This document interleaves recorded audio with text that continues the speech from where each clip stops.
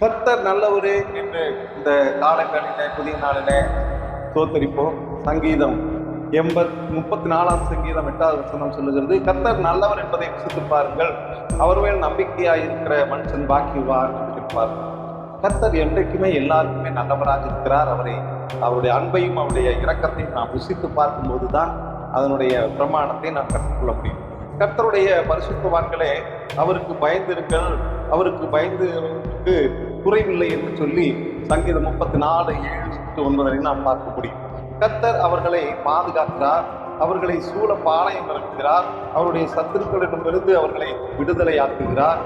ஆகவே நாம் அவரை அதிகமாக துதிக்க வேண்டும், அவரை ருசிக்க வேண்டும்.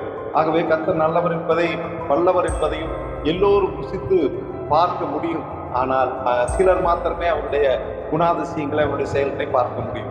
கர்த்தர் தம்முடைய தெய்வீக பராமரிப்பினால் சர்வ சிருஷ்டிகளையும் போஷிப்பவர், பாதுகாப்பவர், பராமரிப்பவர், வழி நடத்துகிறது என்று தாவீது கர்த்தரை அறிந்திருக்கிறார்.